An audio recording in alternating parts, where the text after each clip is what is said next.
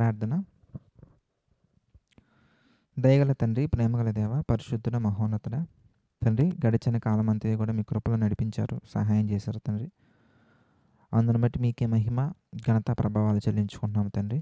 మీ చిత్త ప్రకారం నడిపించండి. మీ యొక్క ఆలోచనలు మా తండ్రి బలపరచండి. మీ నామానికి మహిమకరంగా తండ్రి ప్రతి ఒక్కటి కూడా చేసే విధంగా మీ కృపలో బలపరచండి, ఆశీర్వదించండి తండ్రి. మీ చిత్త ప్రకారం నడిపించండి దేవా.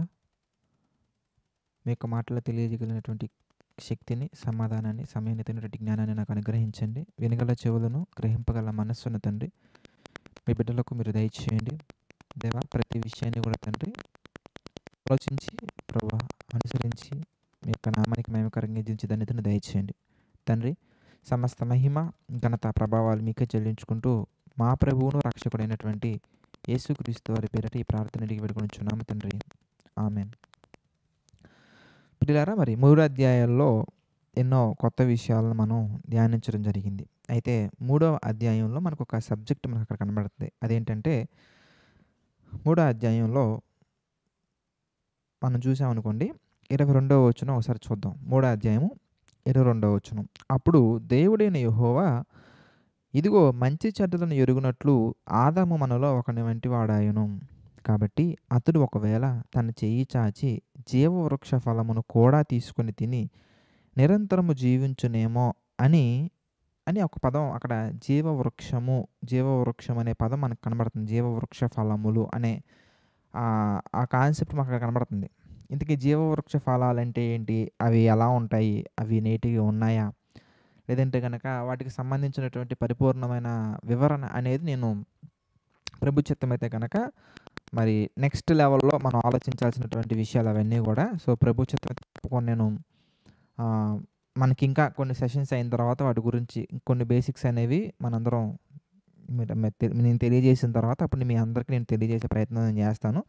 కనుక 4వ అధ్యాయంలోకి మనం వచ్చేద్దాం. సో 4వ అధ్యాయంలో మనం చూసినట్లయితే కనుక ఆదాము తన భార్య అయిన హవ్వను కూడినప్పుడు 1వ వచనం అండి. ఆదికాండము 4వ అధ్యాయం 1వ వచనం మనం చూస్తే, ఆదాము తన భార్య అయిన హవ్వను కూడినప్పుడు ఆమె గర్భవతి అయి కయ్యూనుని కని, యెహోవా దయ వలన నేను ఒక మనుషుని సంపాదించుకున్నాను నేను. తర్వాత ఆమె అతని తమ్ముడగు హేబేలును కనెను. హేబేలు గొర్రెల కాపరి, కయ్యూను భూమిని సేద్యపరచువాడు. కొంతకాలమైన తర్వాత కయ్యూను పొలము పంటలో కొంత యెహోవాకు అర్పణగా తెచ్చును. హేబేలు కూడా తన మందలో తొలిచూలు పుట్టిన వాటిలో కొవ్విన వాటిని కొన్ని తెచ్చును. యెహోవా హేబేలును అతని అర్పణను లక్ష్యపెట్టెను, కయ్యూనును అతని అర్పణను ఆయన లక్ష్యపెట్టలేదు. కాబట్టి కయ్యూనుకు మిక్కిలి కోపము వచ్చి అతడు తన ముఖమును చిన్నబుచ్చుకొనగా. ఇక్కడ మనం గమనించాల్సినటువంటి విషయాల్లో ప్రైమరీగా ఈరోజు ఒక విషయం గురించి మనం ఆలోచిద్దాం. అదేంటంటే హేబేలు యొక్క అర్పణను, హేబేలును దేవుడు లక్ష్యపెట్టారు. అలాగే కయ్యూనును అతని యొక్క అర్పణను దేవుడు లక్ష్యపెట్టలేదు. అసలు ఏం జరిగింది అక్కడ అంటే, ఎందుకు లక్ష్యపెట్టడం జరిగింది, ఎందుకు లక్ష్యపెట్టకపోవడం జరిగింది అంటే ఇది మనం తెలుసుకోవాలి. ఎందుకు తెలుసుకోవాలి అనగానే, మనలో చాలామందికి ఒక ఆలోచన ఉంటుంది.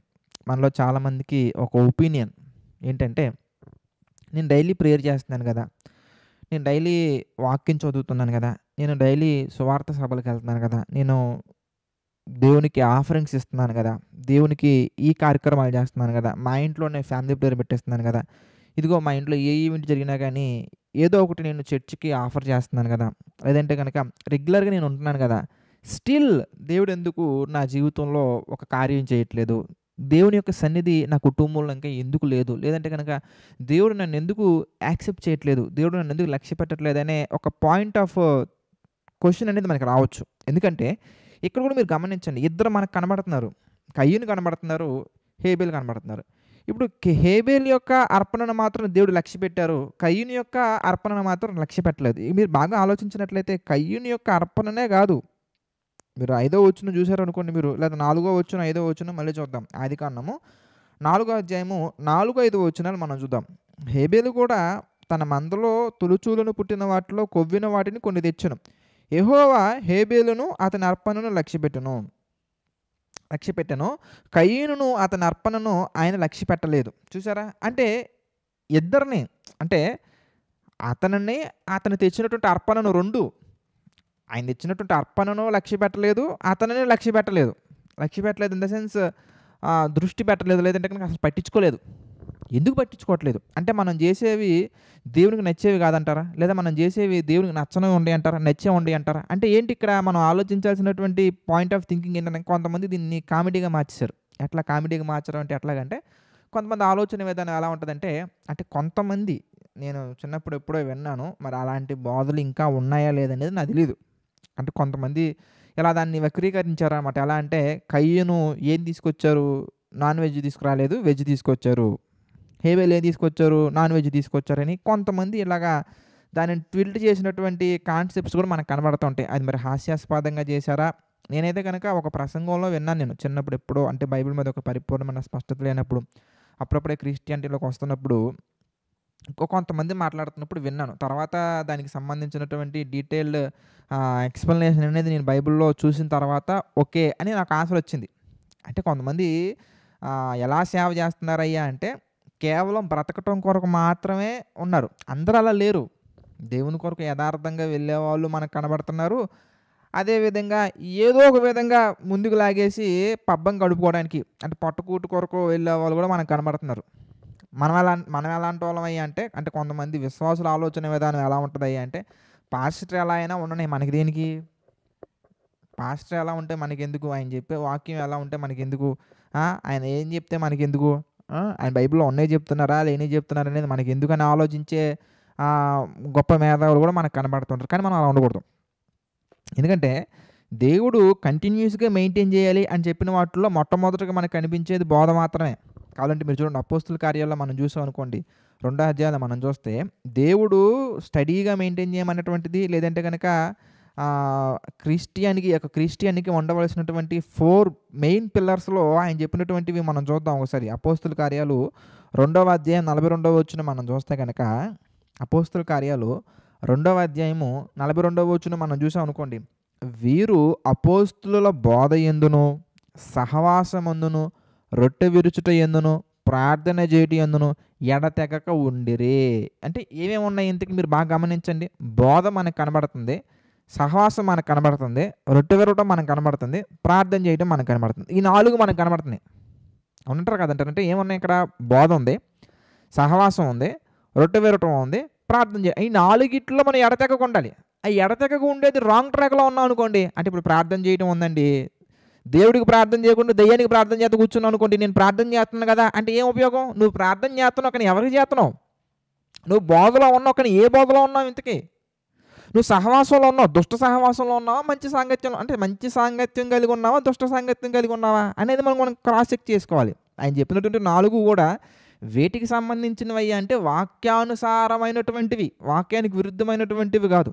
కనుక మనం వినేవి చిన్న చిన్నవైనా పెద్ద పెద్దవైనా కానీ బైబిల్లో ఉన్నటువంటివే మనం వింటున్నావా? లేదంటే కనుక బైబిల్లో లేనటువంటి వాటిని వింటున్నావా? ఒక సేవకులు కానీ లేదంటే కానీ మనం వెళ్ళే చర్చ్‌లో కానీ ఆ వాక్యం వాళ్ళు చెప్తున్నప్పుడు ఏదో నోవాహు గురించి, అబ్రాహాం గురించి, గాబ్రియెల్ గురించి, మికాయేలు గురించి 4 మాటలు చెప్పేసి 4 జోకులేసేస్తున్నారా? లేదంటే కనుక నీ ఆత్మీయ జీవితాన్ని లేదా నీ శరీరాన్ని నలగొట్టుకునే విధంగా, శరీర కార్యాలను నలగొట్టుకునే విధంగా, నీలో ఉన్నటువంటి పాపాన్ని నువ్వు అసహించుకునే విధంగా, పాపాన్ని విసర్జించే విధంగా మాట్లాడుతున్నారా? లేదంటే కనుక ఏదో జస్ట్ లైక్ దట్‌గా సండే వెళ్ళాలి కాబట్టి, సండే ముందుకు లాగాలి కాబట్టి వెళ్తున్నారనేది మీరు క్రాస్ చెక్ చేసుకోండి. ఒకవేళ నా సిన్సియర్ సలహా కాదు, నా sincere solution from the Bible నేను చెప్పేది ఏంటంటే, ఒకవేళ మీరు వెళ్ళే చర్చెస్ కనుక ఒకవేళ వాక్యాన్ని బోధించకుండా ఏవో కొన్ని కథలు, కొన్ని స్టోరీసు, కొన్ని పిట్టకథలు చెప్పేవైతే కనుక దయచేసి మీరు అక్కడికి వెళ్ళకపోవటం మంచిది. ఒకవేళ మీ దగ్గరలో ఎలాంటిది మంచి చర్చ్ లేదనుకోండి, వెతకండి. వాక్యానుసారంగా ప్రకటించే చర్చెస్ ఉన్నాయో లేదో వెతకండి. మీకు అవైలబుల్‌గా దొరకకపోతే కనుక మనకి ఏ చర్చ్ లేదు కాబట్టి ఆన్‌లైన్‌లో మీరు పార్టిసిపేట్ చేయొచ్చు. ఏది లేదు కాబట్టి ఒకవేళ ఉంటే తప్పకుండా మీరు అక్కడికి వెళ్ళండి. చక్కగా వాక్యంలో ఉన్నటువంటివన్నీ చెప్తూ, మన ఆత్మీయ జీవితాన్ని ఖండిస్తూ, ఆత్మీయ జీవితాన్ని ఒక ట్రాక్‌లో పెడుతూ మనం మరణించిన తర్వాత నెక్స్ట్ సెకను ఎక్కడ ఉన్నాం ఇంతకీ? డబుల్ బెడ్‌రూమ్ ఫ్లాట్‌లో ఉన్నామో అది కాదు మనం చూసుకోవాల్సింది. మనం మరణించిన వెంటనే నెక్స్ట్ సెకన్ మనం పరలోకానికి వెళ్తున్నామా లేదా? పరలోకానికి వెళ్ళే విధంగా ఉన్నామా లేదా? అది మనం చూసుకోవాలి. ఆత్మ సంబంధమైనటువంటి బోధ మనం చూసుకోవాలి. ఆత్మ సంబంధమైనటువంటి బోధ మీకు లేదనుకోండి, ఎక్కడికి వెళ్ళకపోవటం కంటే ఆ మంచి బోధ, వాక్యానుసారమైన బోధ దొరికే వరకు సండే మన వర్షిప్‌లో పార్టిసిపేట్ చేయండి. మంచి చర్చ్ అక్కడ మీకు దొరికేంత వరకు, మంచి సంఘం మీకు అక్కడ దొరికేంత వరకు కూడా చక్కగా ఆన్‌లైన్‌లో మనకి సండే వర్షిప్ వస్తది. 2 వర్షిప్‌లొస్తాయి. మొదటి దాంట్లోనైనా మీరు పార్టిసిపేట్ చేయండి. రెండో దాంట్లోనైనా పార్టిసిపేట్ చేయండి. అంతేగాని దొంగ బోధకు మాత్రం వెళ్ళకండి. దొంగ చర్చెస్‌కి మాత్రం వెళ్ళకండి. అంటే వాక్యానుసారంగా లేనటువంటి చర్చెస్‌కి మాత్రం మీరు వెళ్ళకండి.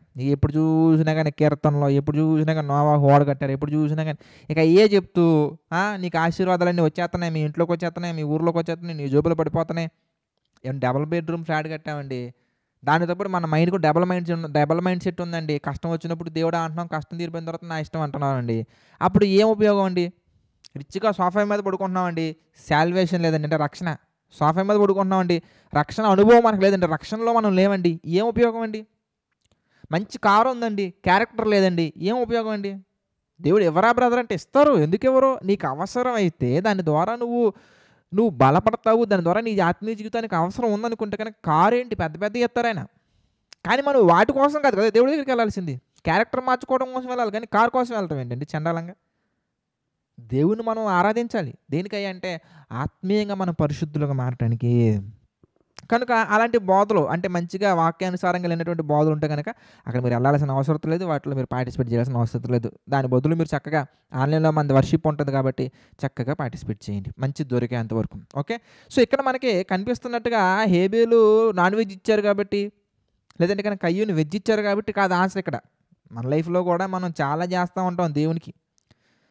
అంటే దేవునికి చేస్తున్నాం అన్నట్టుగానే మనం కనబడతా ఉంటాం. కానీ ఇక్కడ ప్రైమరీ పాయింట్ మనం అబ్జర్వ్ చేసినటువంటి విషయం ఏంటంటే, మనం తెలుసుకోవాల్సినటువంటి కొత్త పాయింట్ ఏంటి ఇంతకీ, లేదంటే కనుక మార్వలెస్ పాయింట్ ఏంటి ఇంతకనగానే దేవుడు చెబుతున్నటువంటి ఒక మంచి విషయం హెబ్రీలకు రాసిన పత్రిక మనకు కనపడుతుంది. మీరు చూడండి, హెబ్రీలకు రాసిన పత్రికలో మనకు జవాబు కనబడుతుంది. ఏంటి, ఎందుకు దేవుడు యెహేబేలు యొక్క అర్పణను యాక్సెప్ట్ చేశారు, అంగీకరించారు. మరి మిగిలినటువంటి కయ్యూని యొక్క అర్పణను ఎందుకు ఆయన యాక్సెప్ట్ చేయలేదని మనం చూసాం అనుకోండి. హెబ్రీలకు రాసిన పత్రికలో 11వ అధ్యాయంలో 4వ వచనంలో మనకు కనబడుతుందండి జవాబు. హెబ్రీ పత్రిక 11వ అధ్యాయము 4వ వచనం మనం చూసాం అనుకోండి. విశ్వాసమును బట్టి, చూసారా ఎంత చక్కగా ఉందో, విశ్వాసమును బట్టి హేబేలు కయీని కంటే శ్రేష్టమైన బలి దేవునికి అర్పించెను. ఏం జరిగిందండి? విశ్వాసాన్ని బట్టి, నాన్ వెజ్ను బట్టి కాదు, ప్రొడక్ట్ని బట్టి కాదు, ప్యూర్ హార్ట్ను బట్టి. ప్యూర్ హార్ట్, ప్రొడక్ట్ ఎలాంటిదైనా కానివ్వండి, నీ హార్ట్ ఎలా ఉంది ఒకసారి చూడండి. నీ హార్ట్ మంచిగా ఉందా లేదా, విశ్వాసం కలిగి ఉన్నావా లేదా? అందుకే దేవుడు అతని అర్పణల గురించి సాక్ష్యం ఇచ్చినప్పుడు అతడు ఆ విశ్వాసమును బట్టి ఏముందండి, నీతిమంతుడని సాక్ష్యము పొందెను. దేవుని చేత సాక్ష్యం పొందారండి. ఏమని? నీతిమంతుడు. ఇచ్చినటువంటి అర్పణను బట్టి కాదు, అంతరంగ స్వభావాన్ని బట్టి. నువ్వు అర్పించే అర్పణ కదా ఆయనకు కావాల్సింది. నీ అంతరంగ స్వభావం ఎలా ఉంది, అది ప్యూర్గా ఉందా లేదా, పొల్యూట్ అయిపోయి ఉందా లేదా, అది పరిశుద్ధంగా ఉందా లేదా, లేదంటే కానీ పనికి మళ్ళీ దానిగా మారిపోయిందా.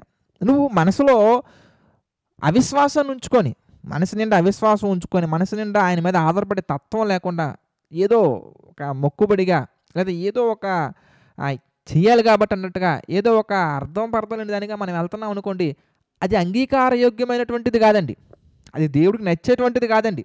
అందుకే మీరు చూడండి, ఆయన అంటున్నారు, దేవుడు మాట్లాడే మాట ఏంటంటే 6వ వచనంలో, హెబ్రీ పత్రికలోనే 11వ అధ్యాయం 6వ వచనం మనం చూసాం అనుకోండి. దేవుడు చెప్పే మాట ఏంటంటే, విశ్వాసము లేకుండా దేవునికి ఇష్టుడై ఉండుట అసాధ్యం. జరగదండి. మనలో విశ్వాసం అనేది లేకుండా దేవునికి మనం ఇష్టంగా ఉండడం అనేది జరగనటువంటి పని. అంటే మనలో ఏముండాలి, సండే అర్పించడానికి జేబు నిండా కానుకల కంటే ముఖ్యంగా మన హృదయంలో విశ్వాసం ఉండాలి. అది మనం పక్కాగా మెయింటైన్ చేయాలండి. నెల దశంభాగం ఇస్తున్నావా లేదా, అవన్నీ ప్రైమరీ ఆబ్జెక్ట్స్ కాదు, అవన్నీ చిన్నవి. పెద్దది ఏంటయ్యా ఎందుకనగానే నీ క్యారెక్టర్, నీ మనస్సు, నీ ఉద్దేశం, నీ ఆలోచన విధానం, మనస్ఫూర్తిగా దేవుని నమ్ముతున్నావు లేదా. మరణం అనేది నీ యొక్క కంటి ముందుకు వచ్చినా కానీ, మరణం అనేది నెక్స్ట్ సెకండ్ నీ దగ్గర ఉన్నా కానీ నువ్వు దేవుడి మీద ఆధారపడుతున్నావా లేదా. మరణం అంత పెద్ద మాటలు ఎందుకు లేండి, చిన్న సమస్య వస్తేనే మనం దేవుడి మీద ఆధారపడే వాళ్ళగా లేం. అలా లేకుండా మనం ఎంత చేసినా వృధానండి. అంటే ఏం బ్రదర్ మానేయమని చెప్తున్నారా అని అనుకోవచ్చు మీలో కొంతమంది. ఏ సమస్యకైనా గానీ సొల్యూషన్ మానేయటం గాదు. ఏ సమస్యకైనా సొల్యూషన్ వదిలేయటం గాదు. ఏ సమస్యకైనా సొల్యూషన్ సరిదిద్దుకోవడం. సమస్య మనలో ఉన్నప్పుడు సరిదిద్దుకోవడం అనేది మంచి పరిష్కారం అవుతుంది తప్ప, దాన్ని వదిలేయటం, దాని నుంచి అవాయిడ్ చేసేసుకోవడం, దాని నుంచి దూరంగా వెళ్ళిపోవడం అది కాదు. మన మనసు బాలేదు. అప్పుడు ఇక మనం చెప్పినటువంటి స్టేట్మెంట్ ఏంటి? నీ మనసు బాలేకుండా ఏ అర్పణలు ఇచ్చినా బాలేదు. నీ మనసు లేకుండా ఎన్ని ప్రార్థనలు చేసినా వేస్ట్. నీ మనసు బాలేకుండా అని మాట్లాడుతున్నప్పుడు ఎలాగో మనసు బాలేదు కాబట్టి ప్రార్థన మానేద్దాం అన్నది సొల్యూషన్ కాదు. ఎలాగో మనసు బాలేదు కాబట్టి చర్చ్ మానేద్దాం అన్నది సొల్యూషన్ కాదు. ఎలాగో మనసు బాలేదు కాబట్టి ప్రేయర్స్ మానేద్దాం అన్నది సొల్యూషన్ కాదు. ఎలాగో మనసు బాలేదు కాబట్టి బైబిల్ స్టడీ మానేద్దాం అది కాదు సొల్యూషన్. బాలేనటువంటి ఆ మనసుని, దెబ్బతిన్న గాయపడినటువంటి ఆ హృదయాన్ని వాక్యముతో సరిదిద్దుకోవాలి. అలా మనం సరిదిద్దుకొని, హృదయాన్ని సరిదిద్దుకొని, సింపుల్ సొల్యూషన్ ఏంటి అంటే ఇదిగో నిన్న మనం మాట్లాడుకున్నాం. ఏంటి ఇంతకీ? అతిక్రమములను దాచిపెట్టువాడు వర్ధిల్లడు. సమస్య లేదు. వాటిని ఒప్పుకొని, అయ్యా ఇదిగో నాది మిస్టేక్ అయిపోయిందయ్యా, నాది ఈ ప్రాబ్లం ఉందయ్యా అని వాటిని ఒప్పుకొని విడిచిపెట్టినటువంటి వాడు ఏమవుతాడంటే కనికరం పొందుకుంటాడండి. ఒప్పుకొని విడిచిపెట్టినటువంటి వాడు కనికరం పొందుకుంటాడు. అలా ఒప్పుకోకుండా దాన్ని కప్పుకొని నాదే రైటు అనే కాంటెక్స్ట్లో కనుక ఉంటే కనుక ఆదాము హవ్వలు ఏ విధంగా అయితే ఏదైనా మన నుంచి వెలివేయబడ్డారో, ఏ విధంగా అయితే పంపివేయబడ్డారో, ఏ విధంగా అయితే గెంటివేయబడ్డారో, అదేవిధంగా మన ఆత్మీయ జీవితం కూడా మనం దేవుని యొక్క సన్నిధిలో నుంచి బయటికి రావాల్సినటువంటి అవసరత ఏర్పడుతుంది. బయటకు వచ్చే పరిణామాలను ఏర్పడతాయి. ఆయన బ్లెస్సింగ్స్ని మనం కోల్పోతాం, ఆయన ఆశీర్వాదాన్ని కోల్పోతాం, ఆయన సన్నిధిని కోల్పోతాం, ఆయన సంతోషాన్ని కోల్పోతాం, ఆయన యొక్క సమాధానాన్ని కోల్పోతాం, ఆయన యొక్క మనశ్శాంతిని కోల్పోతాం. మన హృదయంలో ఒక పీస్ ఉండదు. ఒక మంచి వాతావరణంతో ఉన్నటువంటి సంతోషకరమైనటువంటి హృదయం ఉండదు మన మనసులో. ఏముంటుంది మన మనసులో? ఎందుకే? ఇదిగో బాధ, కన్నీళ్ళు, ఏడుపు, విచారం, దుఃఖం, చూసారా? ఇవే ఉంటాయి. అంతేగాని మరి ఏముండవు. ఎందుకనగానే దేవుడు చెప్పినటువంటి ఆత్మఫలం అనేది మనలో ఉండదు. కాబట్టి మనం ఏం చేయాలి? ఇంతకీ ఇదిగో అతిక్రమములను దాచిపెట్టేవాడు వర్ధిల్లడు. వాటిని ఒప్పుకొని విడిచిపెట్టినటువంటి వాడు ఏమైపోతాడు అంటే కనికరం పొందుకును. కనుక మళ్ళీ ఒకసారి చూసుకుందాం అన్నమాట. మళ్ళీ ఒకసారి చూద్దాం. హెబ్రీ పత్రిక 11వ అధ్యాయము 4వ వచనం మనం చూస్తే దేవుని యొక్క వాక్యం సెలవిచ్చే మాట ఏంటంటే, విశ్వాసమును బట్టి, చూసారా, విశ్వాసమును బట్టి హేబేలు కయీను కంటే శ్రేష్టమైన బలి దేవునికి అర్పించెను. అంటే ఆయన అర్పించినటువంటి ప్రొడక్ట్ చూడట్లేదు దేవుడు, ఆయన అర్పించినటువంటి థింగ్స్ చూడట్లేదు దేవుడు. అది వెజ్జా, నాన్ వెజ్జా, కాస్ట్లీ కానిదా, ఆ మాటకు వచ్చాం అనుకోండి, భేద విధవరాలు కూడా మనకు కనబడతారు. భేద విధవరాలు మనకు చెప్పే పాయింట్ ఏంటంటేనండి, ఆ భేద విధవరాలు గురించి యేసుక్రీస్తు మాట్లాడిన పాయింట్ ఏంటి అంటే, ఇదిగో ఆమె ఏం చేసింది ఎంతకే అంటే 2 కాసులను అర్పించెను. లక్షలు ఇచ్చేవాళ్ళు ఉన్నారు, కోట్లు ఇచ్చేవాళ్ళు ఉన్నారు. కానీ యేసుక్రీస్తు వారు వాళ్ళందరినీ లక్ష్య పెట్టకుండా ఆమెనే చూపించి ఆయన చెప్తున్నటువంటి మాట ఏంటంటే, ఇదిగో ఈమె తనకున్నదంతయు ఇచ్చెను. అంటే ఆమె మనస్సును చూశారు దేవుడు. క్వాంటిటీ కాదు, క్వాలిటీ ఆఫ్ ద హార్ట్. మనం ఎంత క్వాంటిటీ మనం దేవుడికి ఇస్తున్నాం అన్నది కాదు, ఏ టైప్ ఆఫ్ మెటీరియల్ ఇస్తున్నాం అన్నది కాదు. మనం మంచి వెజిటేరియన్ ఇస్తున్నావా, మంచి నాన్ వెజ్ ఇస్తున్నావా అనేది కదా ఆయన చూసేది. నీ హృదయం అనేది ఎంత మంచిగా ఉన్నది, ఎంత ప్యూర్గా ఉన్నది, ఎంత హార్ట్ఫుల్గా ఉన్నది, ఇది ఆయన చూస్తున్నారు. కాబట్టి మనం ఫోకస్ చేయాల్సినటువంటి పాయింట్స్ ఏంటి ఎందుకంటే, ఇక హార్ట్. మనం ఫోకస్ చేయాల్సినటువంటి పాయింట్స్ ఏంటి కనుకనే ఫెయిత్. మనం ఫోకస్ చేయాల్సినటువంటి పాయింట్ ఏంటి కనుకనే ఇగో బైబుల్.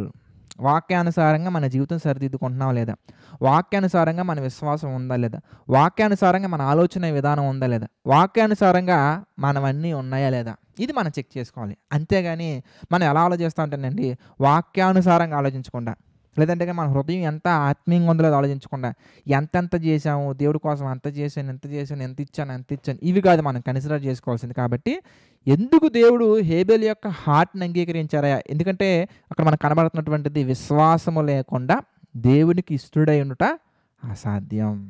కాబట్టి ఈ విషయాలన్నీ కూడా మీకు అర్థమయ్యాయని మనస్ఫూర్తిగా భావిస్తున్నానండి. మనందరం కూడా ప్రార్థన చేసుకుందాం. ప్రతి ఒక్కరు కూడా తలలో ఉంచి ప్రార్థనలో ఏకీభవించవలసిందిగా ప్రభుపేట మనవి చేస్తున్నాను. ప్రార్థన. ప్రేమగల తండ్రి, దయగల దేవ, పరిశుద్ధుడ, మహోన్నతుడ తండ్రి, అనేకమైనటువంటి విషయాలను మాకు తెలియజేశారు. అందును బట్టి మీకే మహిమ, ఘనత, ప్రభావాలు చెల్లించుకున్నాం తండ్రి. మీ కృపలో నడిపించండి, మీ చిత్త ప్రకారంగా దీవించండి. మీ ఆలోచన చొప్పున మా తండ్రి ఆశీర్వదించండి. దేవా, ఎవరెవరైతే తండ్రి మనస్ఫూర్తిగా ఈ యొక్క బైబిల్ స్టడీలో తండ్రి పార్టిసిపేట్ చేస్తున్నటువంటి ప్రతి ఒక్కరిని మన తండ్రి జ్ఞాపకం చేసుకోండి. ప్రతి ఒక్కరి యొక్క ఆత్మీయ జీవితాన్ని తండ్రి మీరు జ్ఞాపకం చేసుకోండి. మీ యొక్క ఆలోచనలో తండ్రి నింపండి ప్రభా. వారి కుటుంబాలను తండ్రి జ్ఞాపకం చేసుకోండి. తండ్రి ఎటువంటి ఆరోగ్య, ఆత్మీయ మా తండ్రి ఆర్థికమైనటువంటి, మానసికమైనటువంటి పరిస్థితులు మా తండ్రి వాళ్ళని కృంగదీస్తున్నా కానీ దేవా, మీ చిత్త ప్రకారంగా మీ కృపలో బలపరచండి. మీ కృపలో తండ్రి తీర్చిదిద్దండి. దేవా, మీ యొక్క బలాన్ని, మీ యొక్క శక్తిని, మీ యొక్క ఆత్మ జ్ఞానాన్ని మా తండ్రి ప్రతి ఒక్కరికి దయచేయండి. దేవా, ప్రతీది కూడా తండ్రి మీ చిత్త ప్రకారంగా జరిగించండి. దేవా, మీ ఆలోచనలో మా తండ్రి నిరంతరం వరిదిలే బిడ్డలుగా తండ్రి ప్రతి ఒక్కరిని దయచేయండి. తండ్రి ఈ పరిచర్యను జ్ఞాపకం చేసుకొని తండ్రి ప్రభా, మీ చిత్త ప్రకారంగా తండ్రి ఇంకా గొప్పగా ముందుకు తీసుకెళ్ళడానికి తండ్రి కావలసినటువంటి ఆత్మ సంబంధమైన జ్ఞానాన్ని, గ్రహింపుని తండ్రి మీరు నాకు దయచేయండి. దేవా, ఈ దీనుడిని మా తండ్రి ఆశీర్వదించండి ప్రభా. సమస్త మహిమ, ఘనత, ప్రభావాలు మీకే చెల్లించుకుంటూ ప్రతిదీ తండ్రి మీ చిత్త ప్రకారంగా జరిగించమని, నడిపించమని వేడుకుంటూ మా ప్రభువును రక్షకుడైనటువంటి యేసుక్రీస్తు వారి పేరిట ఈ ప్రార్థన అడిగి వేడుకొనుచున్నాము తండ్రి. ఆమేన్. మంచి